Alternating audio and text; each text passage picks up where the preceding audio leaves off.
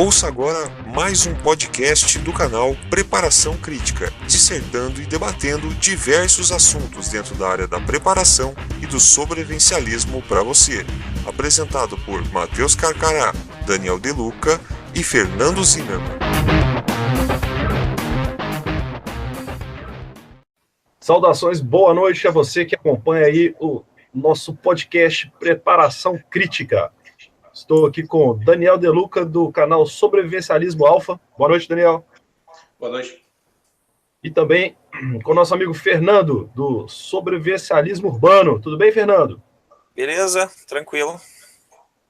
E eu sou o Matheus Carcará, do canal Missão Carcará. Hoje nós vamos discutir um pouco a intervenção militar que o estado do Rio de Janeiro sofreu desde decreto presidencial, né?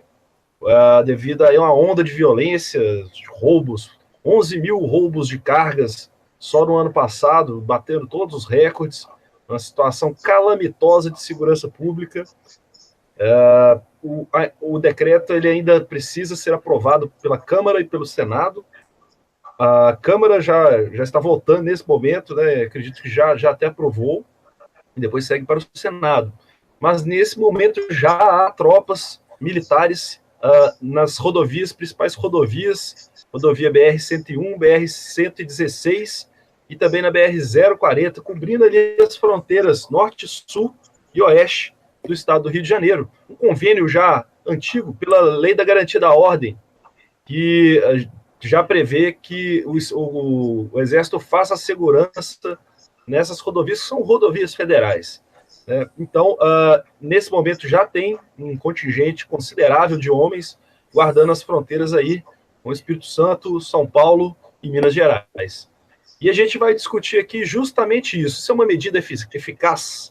O que cada um de nós acha sobre isso? O que sabe sobre isso? Não é a primeira vez que há uma intervenção militar no estado do Rio de Janeiro, né? As tropas já estiveram por lá, Olimpíadas, né? E também já tiveram na época da pacificação das comunidades, na época da implantação das UPPs, né?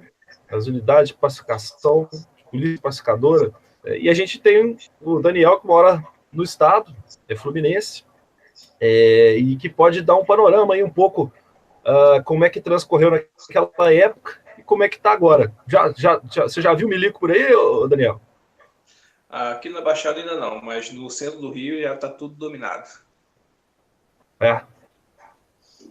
Das outras vezes, teve... Tá tudo dominado. Das outras vezes, você chegou a ter contato aí com esse movimento de tropas? Como é que estava o clima na época? Conta um pouco pra gente aí. Mais na parte da segurança mesmo, que foi a parte que eles fizeram a ocupação nas favelas. Também teve a parte das Olimpíadas, que eles também fizeram parte. Mas nessa parte de intervenção mesmo, ainda não tinha presenciado, não vi pessoalmente. Mas o efetivo que eles fizeram nas ocupações das favelas foi bem importante.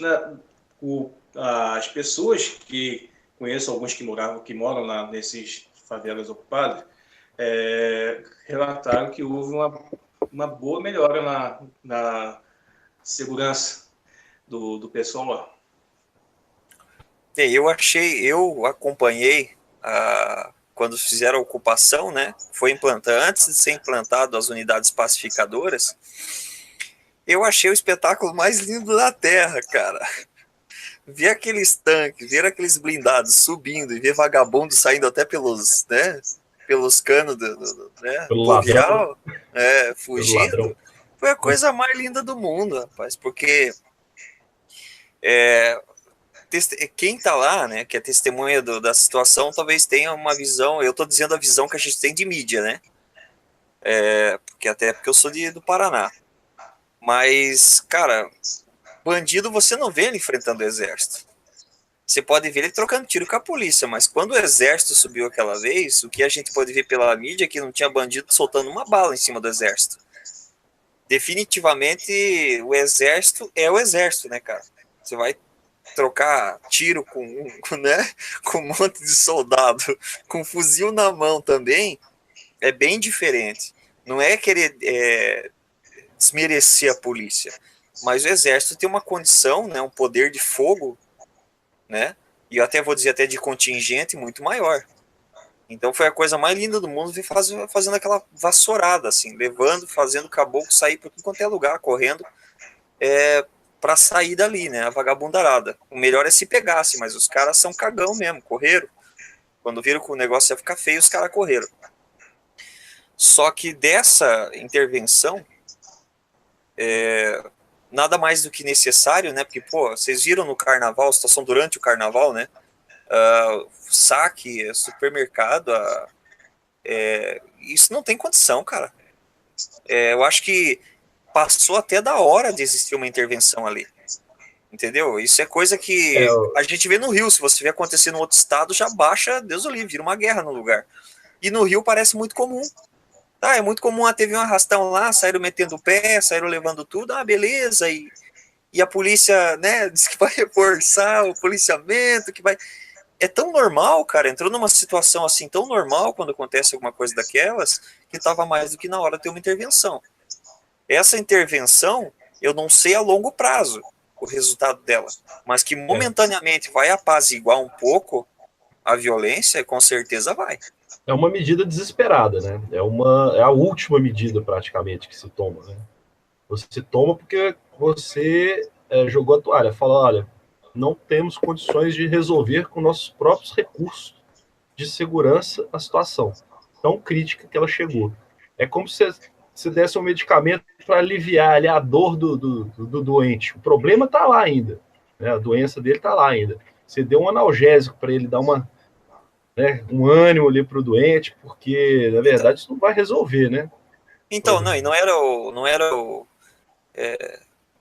o prefeito do Rio que estava viajando? Não, o prefeito estava na Europa. Então, pô, o prefeito viajando, cara, o pau torando, o governador jogando a toalha. Não tinha outra alternativa além de ter essa intervenção. Ou era entregado uma vez o negócio, ou tomar uma medida mais drástica. Né? Dá para entender que não vai ser uma situação, não vai ser a solução para os problemas. Até porque o exército não vai ficar para sempre lá. Aí talvez seria a solução, ficar lá contendo a violência, mas a gente sabe que isso não vai acontecer. Só que eu acho que é o primeiro passo para começar um trabalho. Do mesmo jeito que foi feito com aquela situação das UPPs, por um tempo ficou tranquilo, né? Pelo que a gente via, ficou bem mais tranquilo. Só que foi se perdendo o controle de novo. Uma vez eu vi alguns especialistas em segurança pública debatendo sobre a intervenção militar, e muitos eles diziam assim, qual que é o efeito daquilo, né? E os prazos para que aquilo ocorra, né? No primeiro momento, a chegada das tropas federais, ela tem um efeito moral muito grande, né? Tanto de dar segurança para as pessoas das comunidades, das vias que antes tinham medo, né, e estavam ali à mercê dos criminosos, como também dos próprios criminosos, de como eu vou agir. Eles param, como eu vou agir agora? Agora eu tenho tropas que estão fortemente armadas, no esquema de estrangulamento mesmo dos pontos de criminalidade, né? O exército, ele não é cirúrgico, ele é uma espada, ele não é um bisturi. Você vai estrangular completamente as formas de mobilização e de recurso do inimigo. Né? Porque o criminoso passa a ser um inimigo. Ele não é um cidadão infrator, ele é um inimigo. Ele tá ali para ser derrotado. Né? A mentalidade do exército é essa. E esses especialistas de segurança que eu cheguei a ver, até na época das intervenções passadas, eu vi eles falando e eu achei que fazia muito sentido, que era isso. Esse primeiro momento é a bomba de efeito moral. Pá! Tá lá as tropas ali. Ó. Se vira, se liga aí, gente. Aqui vocês não vão fazer arruaça mais, não. Mas aí, com o tempo, tá lá o exército, se eles não fizerem umas operações mais incisivas, começa a ficar comum ver o exército e passa a ser o que era a polícia, entendeu? Passa a se tornar até um alvo futuramente, porque se ficar indefinidamente lá, ele vai perder essa função de estrangulamento, vai começar a entrar no esquema de novo. Né? Então, o que eu acho interessante que a gente conversou é ser esse o primeiro momento, e a partir dali você aproveita para fazer medidas totalmente necessárias e estratégicas que a gente até estava falando mais cedo, como a reestruturação das forças de segurança pública. Né? O que vocês têm a comentar aí? Não pode tornar simples mesmo. Eu acho que a intervenção militar não é uma coisa que deve ser desperdiçada. Ela deve ser bem utilizada e não pode se tornar corriqueira. Até porque se tornar corriqueira, né? Porque daí não existe controle. Toda vez o exército tem que intervir, ele deve ser, claro, deve ser sempre a última alternativa. E deve ser bem pensada. Como eu falei, uma primeira ação para depois se tomar mais ações planejadas. Aliás, é aí que é a hora de a inteligência, né? A Agência Brasileira de Inteligência mostrar que ela existe. Que agora é hora de fazer operações, derrubar o tráfico, derrubar chefes aí do crime. Essa é a hora, porque agora tem o resguardo do exército para fazer isso, né? Só a polícia sozinha é complicado. Com o resguardo do exército é bem mais fácil, certo? Assim, eu acredito que, eu acho que, se não me engano, é até o final do ano, né? Essa situação da intervenção. Mas eu acredito assim, cara, antes do final do ano, para que se sinta que foi bem eficiente, é óbvio que muito antes disso o troço já tem que estar pacificado, e eu acredito, pelo menos eu espero ver muitas operações da parte do... Afinal de contas, você tem um interventor que tem um controle de todo o sistema de segurança, né? Começar ali limpando a casa primeiro, né? E depois começar as operações. Verdade. E o importante aí que até o Fernando falou aí sobre as UPPs, no começo foi aquela maravilha, né? Foi aquele impacto. Essa intervenção também vai ser esse impacto de início. Mas se não houver, como o Matheus falou, essa manutenção de operações, vai cair também naquele pão com manteiga, que o pessoal já está acostumado. Mas existe uma diferença entre militares e policiais. Acho que a rigidez do militar, tanto em punição, do que a gente vê aí na parte da polícia, que é essa bagunça aí, que ninguém é responsável por nada, o polícia faz aquelas merda toda aí, então nem aí.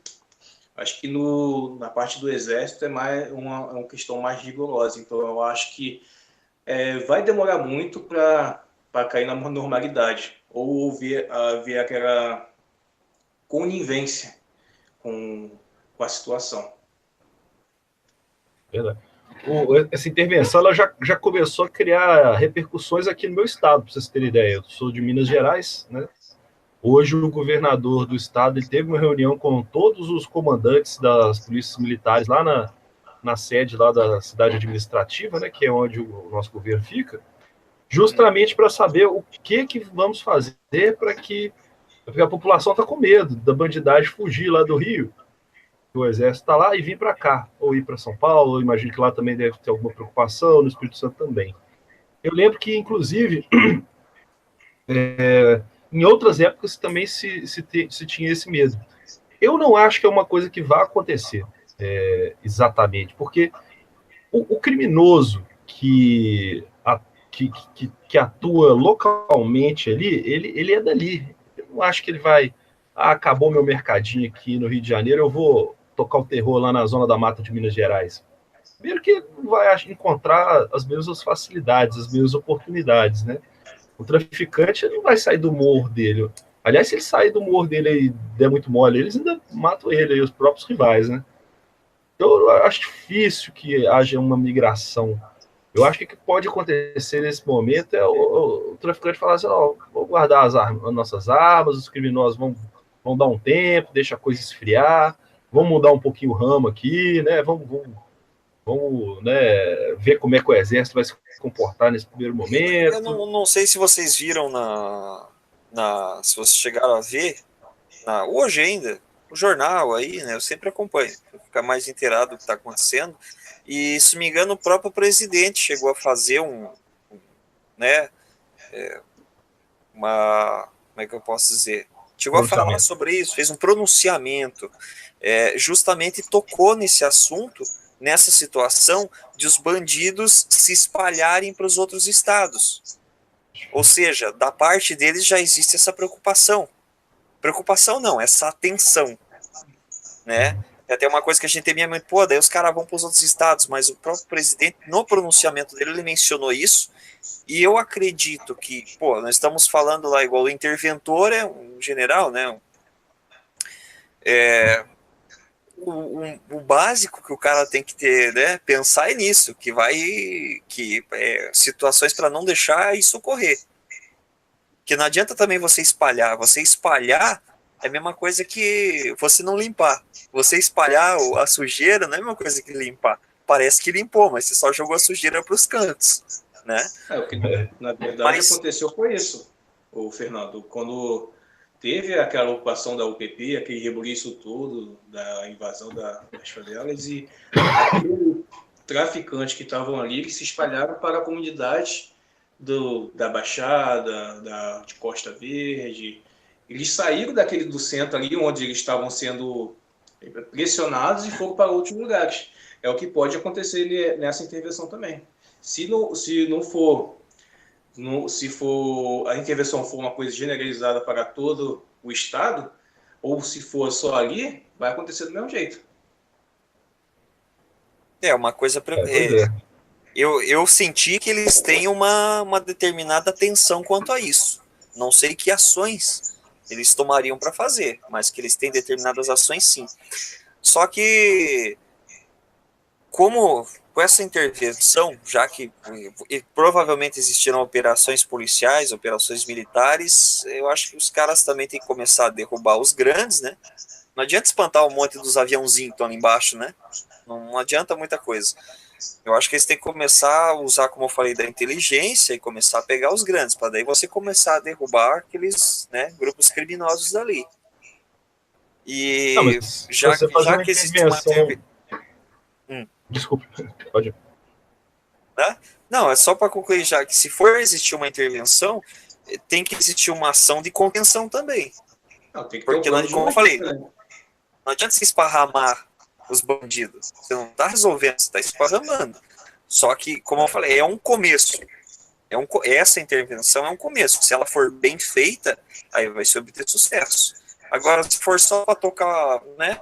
Só para tocar o horror e fazer esparrame e espantar, aí a gente vai ver um período de trégua e depois acaba voltando a mesma coisa, que foi a situação do UPP. No primeiro momento, né?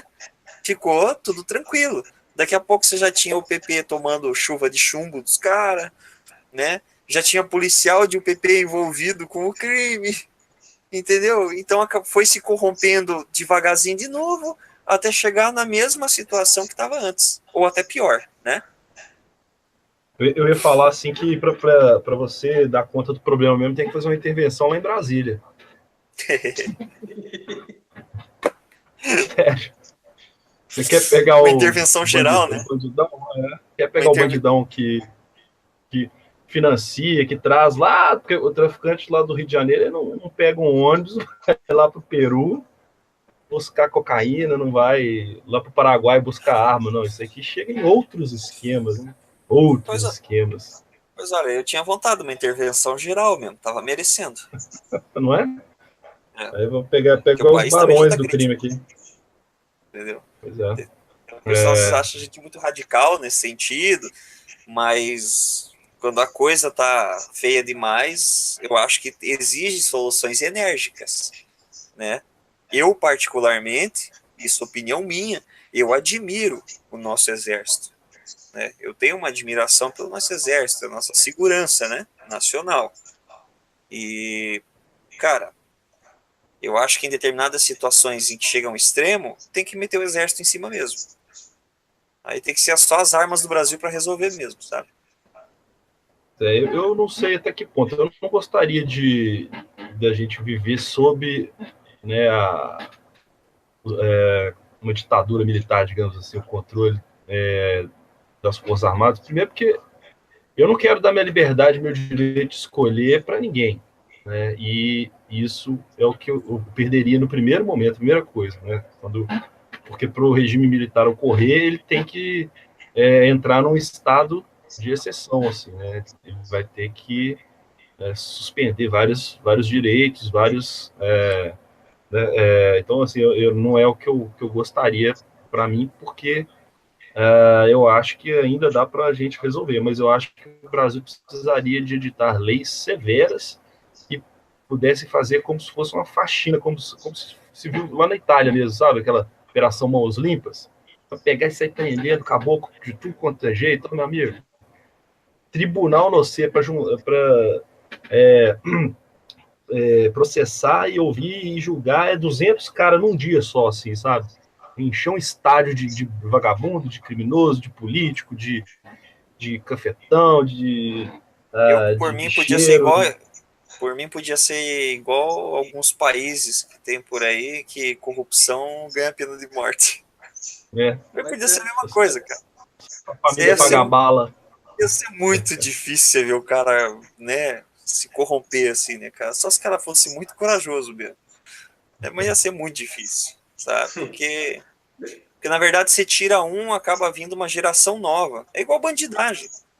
Como a gente fala, né? Tem intervenção lá, mas sempre tem uma nova geração de malaco surgindo. E corrupto é a mesma coisa. Na minha opinião, essas leis, a Constituição do Brasil, as leis em si, tinha que ter uma atualizada para os dias atuais.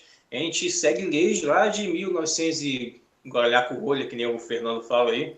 Tinha que ter uma atualizada aí para os dias atuais. Não, e leis mal feitas, né? Leis mal feitas. São antigas. Se fossem antigas e boas, beleza, mas são antigas e mal feitas. Claro, a gente precisava de uma revisão total na Constituição, principalmente no Código Penal. Porque essa história de 1940. Essa história de prende um cara, o cara pegou 80 anos de prisão. Ah, não, mas a lei diz que ele só pode cumprir 30 e poucos. Então tá bom, você pode julgar o cara, pode dar 200 anos pra ele, mas ele só pode cumprir 30 e poucos daí. Não é a mesma coisa que se estabelecer que o máximo que alguém vai tomar de prisão é 30 e poucos anos? Não é a mesma coisa? Fica os 30, né? E ninguém fica os 30. Entendeu? É hora que... Por que bandido muitas vezes não tem medo? Aliás, prefere ser preso do que trocar tiro. Por quê? Porque o cara vai preso, ele sabe, vou esquentar um pouco lá, vou esfriar um pouco a bunda lá dentro da prisão. Fazer um network. E depois que se bobear, o cara vai lá e faz uns camaradas lá dentro ainda e já expande o negócio dele. Entendeu? Vai profissionalizar. É uma mata, cara, é uma mamata. É muita. É muita mamata pra bandido, cara. É muita mamata. Aí chega nessas situações, você tem que ter intervenção, entendeu? Que você tem que tirar todo o poder da polícia, né? Das polícias e colocar para um interventor para tentar resolver, para unificar, para tentar tomar, porque ele não fica aquele impasse, né? Para resolver alguma coisa. Porque é muita folga, cara. Muita folga.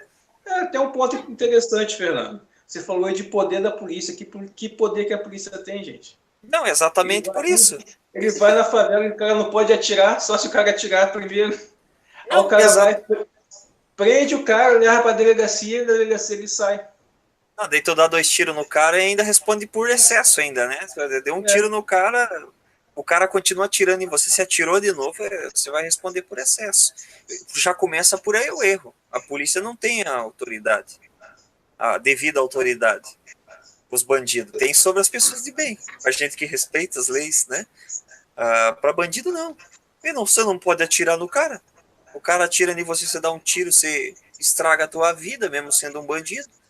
Aí o cara é policial, mas, entendeu? E justamente a polícia era para ter o direito de sentar chumbo que nós não temos. E não é o que, entendeu? Não é o que acontece na prática, né? Nem na teoria, na verdade. Nem na teoria. Então, daí você tentar a polícia, mas que defesa? Para mim tem que sentar chumbo dos vagabundos. Eu acho que é difícil, porque, igual você falou também, mas aí a gente vai sentar chumbo, aí vem outra geração depois, isso é difícil demais. Eu acho que tinha que cortar o mal pela raiz aí, mudar nossas políticas aí de fronteiras, mudar A situação do país também não anda boa, né, cara? Então, assim, mais fácil o camarada Já cair pro teve lado dias do crime, melhores. né? Já teve dias Pois melhores. é. O que vocês acham Mas de, também, por exemplo, legalização da maconha? Muita gente fala que isso daí reduz o crime consideravelmente. claro, você vai tornar o ilícito legal, é claro que você vai reduzir, porque ninguém vai ser preso por causa disso. É.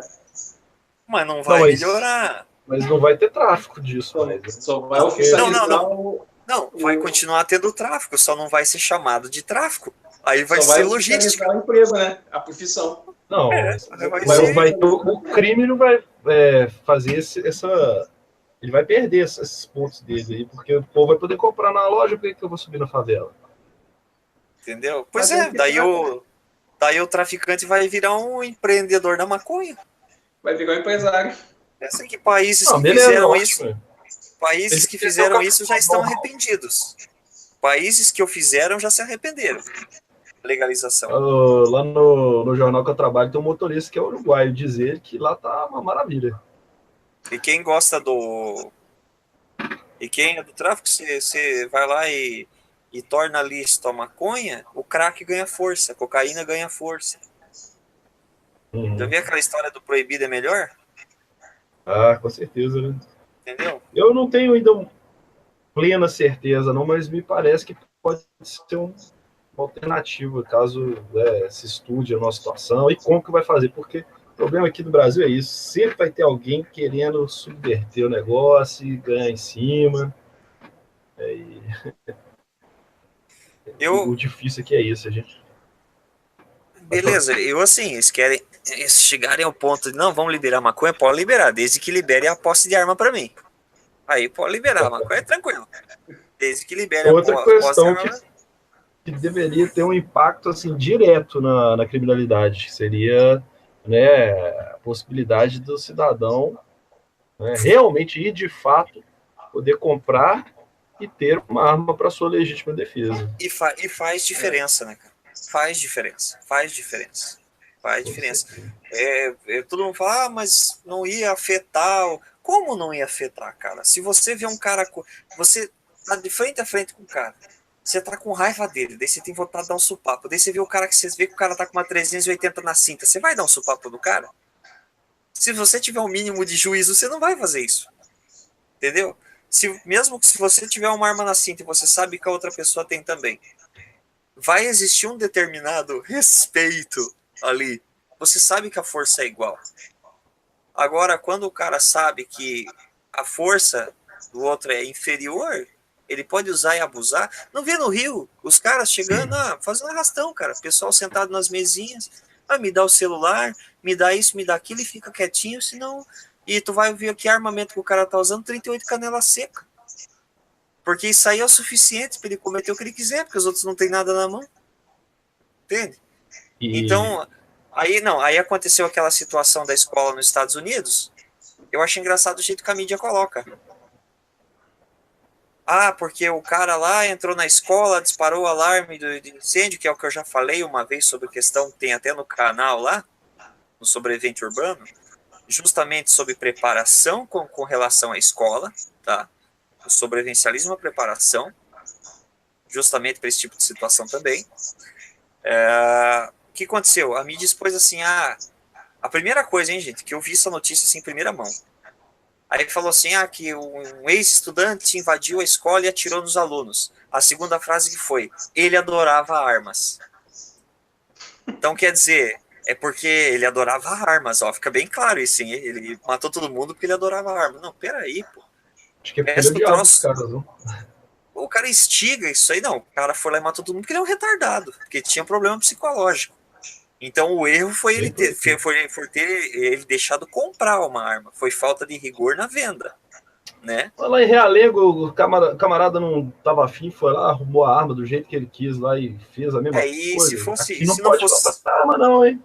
Sim, exatamente. E se aí que tá, se não fosse lícito comprar na loja, ele ia conseguir de outro jeito. Quando o cara quer fazer cagada, entendeu? Quando o cara quer fazer cagada, o cara faz cagada. Agora, se o professor tivesse um cospe-fogo na cinta, não ia ser tão fácil de ele entrar lá e sair atirando em todo mundo. Se tivesse algum segurança segurança dentro daquela escola, tá, armado, não aconteceria, seria mais difícil, poderia acontecer, mas a chance dele tomar um bagaço ia ser mais fácil. Porque você vê que o cara foi lá, ele disparou o alarme de incêndio, porque sabia que todo mundo ia sair, ou seja, foi praticamente fácil, porque naquele ambiente escolar não tinha ninguém armado. Então, para ele foi muito fácil, entendeu? Foi covarde, né? Ele foi lá para bater as pessoas. Né? E outra coisa, a gente estava falando aí de armamento, questão da legítima defesa, o bandido não ia ficar preocupado não é com a vítima, não. Ele ia ficar preocupado com todo mundo em volta. Porque ele não sabe quem que está armado. Com certeza. O cara que está lá nas costas, que ele não está nem vendo, pode já estar puxando o trabuco para ele. Porque você ter a liberação de armas, né, dessa posse de armas, não quer dizer que todo mundo vai ter uma. Antes, vocês sabem, antigamente não tinha a lei do desarmamento e nem não era, vamos dizer que uma grande porcentagem da população não tinha arma de fogo. Só que em compensação era permitido. Então o bandido já ficava na segunda, era uma loteria. E numa dessa o bandido podia ser premiado, dependendo de quem ele pegasse. E não precisava nem, como o Matheus falou, não precisa nem ser a pessoa. O cara tá armado do lado, o bandido vem assaltar a pessoa aqui do lado. Você tá armado. Você puxa e solta o chumbo no cara, entendeu? Não era a pessoa que era a vítima que estava armada, mas a pessoa de bem do teu lado tava. Entendeu? Exatamente. O herói estava do lado. Às vezes ele tem medo de ser a próxima vítima, ele já age preventivamente. Entendeu? Aí tem aquela, né, situação de... Bem, eu na verdade assim, quanto à questão falam que se liberar o armamento vai virar uma terra do faroeste. Não é verdade, são casos isolados que quando eu tiro por base de quando era permitido. Tá? Quando não tinha lei de desarmamento. Aconteciam casos isolados, e não é nem questão de aumentar a violência ou diminuir, simplesmente era a mesma coisa, só que casos isolados. É a minoria. Mas eu me senti muito mais seguro, porque eu sei que eu não tendo, o cara do lado poderia ter. Tá? O ambiente que eu trabalho, por exemplo, tem um que tá sempre com ela na cinta, com uma na cinta, né? É um policial, certo? Eu me sinto mais seguro, porque eu sei que se entrar um bandido lá, o cara senta o dedo. Entendeu? É igual na trilha que eu fiz. Tinha um guarda municipal que estava armado. Fiz a trilha lá, a gente ficou 5 dias no mato, andando no meio de lugares que você não sabe quem que tá lá, quem que você vai topar, né?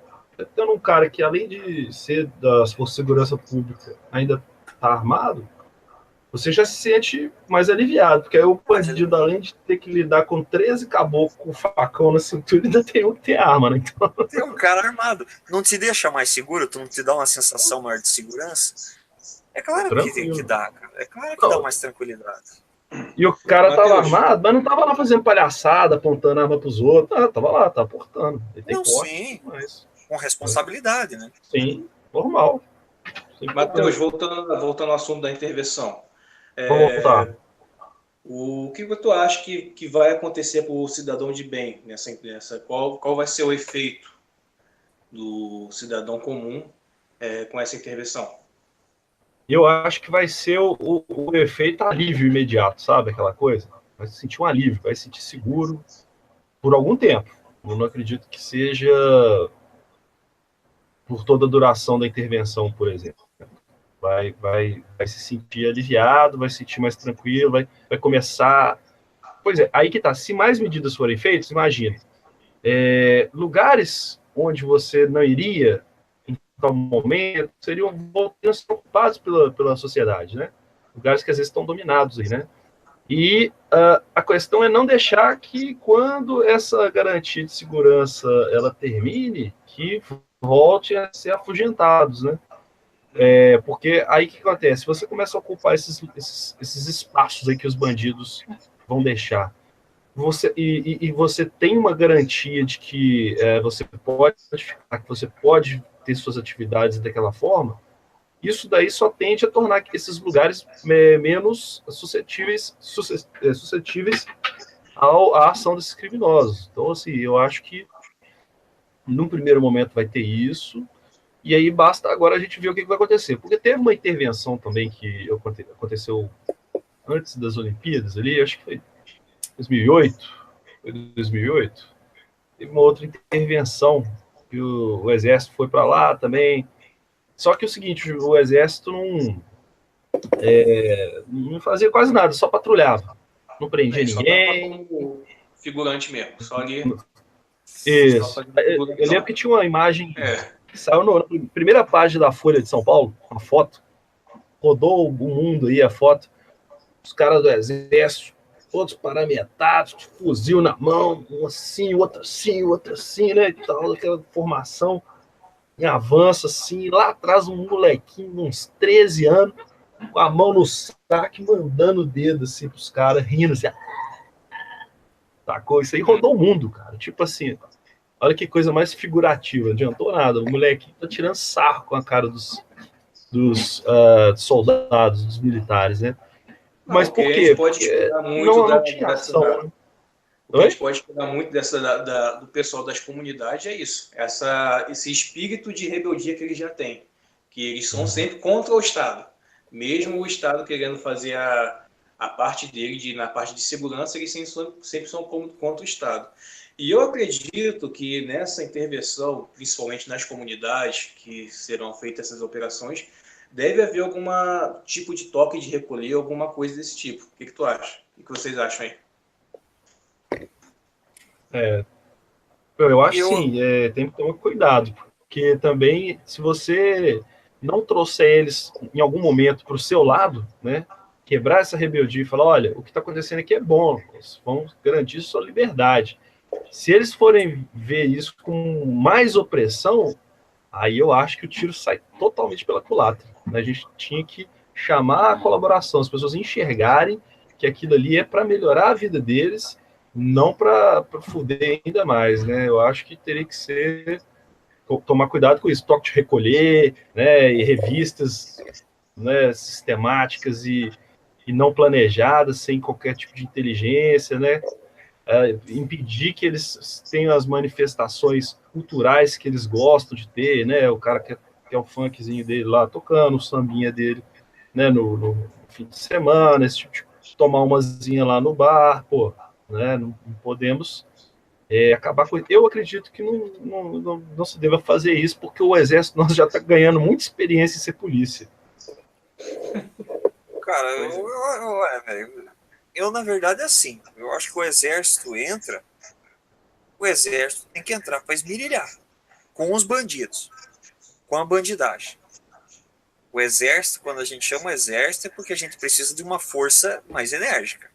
Até porque ele impõe, né? Ele tem uma imposição muito maior. Então tem que esmirilhar a bandidada mesmo. E apesar de, quando eu vejo assim, que tem gente da comunidade que pode não gostar, que pode... Cara, eu acho que se a pessoa não gosta de quem está trazendo segurança, porque traz segurança, a pessoa que, estão revistando, pô, quem não deve não teme. Se eu não tenho nada de errado comigo, eu não tenho por que temer. Eu tomo quantas revistas os caras quiserem dar. Tem que ter consciência que faz parte do trabalho deles, faz parte do processo. É claro que eles não devem intervir na civilidade das pessoas. Na cultura mesmo, igual falou, na cultura, os caras têm um funkzinho, é normal. Continua a vida normal. Aliás, é dar liberdade para eles conseguirem fazer isso com segurança. Aí ganha a população, né? Só que também aquelas pessoas que, porque o exército... Não, peraí, então deve alguma coisa. Então tá devendo alguma coisa. Eu já assisti aquele filme. Já tomei 500 geral da polícia, cara. Sempre fui abordado. Nunca tive problema. O cara aborda, olha, põe a mão na cabeça, pode revistar, entendeu? Claro, sempre faz a abordagem educadamente, de preferência, né? Fazendo a abordagem, eu já tomei abordagem, os caras podem revistar à vontade, eu não devo nada, entendeu? Eu tô totalmente na lei, eu tô tranquilo, bem pelo contrário, eu sou a favor, porque o cara tá abordando eu não tenho nada, mas o outro que ele tá abordando pode estar com alguma coisa, né, criminosa. Então, tem certas partes da população, repreendido, ou não tem repressão nenhuma. Eu acho que quando a pessoa tem... É porque tem alguma coisa errada. A pessoa está a favor de alguma coisa ilícita. Entendeu? Mas aqui tem muito esculacho, cara. Nas comunidades, principalmente. A gente sabe que tem. Entendeu? Então... Assim, Acordar e esculacha. O que mais tem é vídeo de policial fazendo alguma coisa de errado. Mas não tem nenhum vídeo de traficante fazendo nada de errado. Entendeu? Não. A questão é a seguinte, toda corporação tem sua parte podre, né, cara? Tem seus corruptos. Portanto, que a ideia também parte daí. Eu acho que o cara começa limpando a casa para depois começar, não, vamos fazer operações. Não, primeiro vamos limpar a casa. Primeiro vamos, né? Vamos separar o que tem de podre aqui dentro o máximo possível, porque isso pode até atrapalhar a operação deles, né? Tem um X9 lá dentro, lá os caras vão fazer a operação, o cara já deda para todo mundo lá, pronto, não pega mais ninguém, sabe? Então tem que fazer essa limpeza, que tem policial que faz cagada, tem, cara, toda corporação tem, até no exército deve ter, com certeza. Mas vamos dizer assim que não é a maioria, né? Eu acho que eu, pelo menos, o exército, eu me sinto seguro. Eu não acho nada, desde que não atrapalhe a civilidade, até se falou a questão do toque de recolher, né?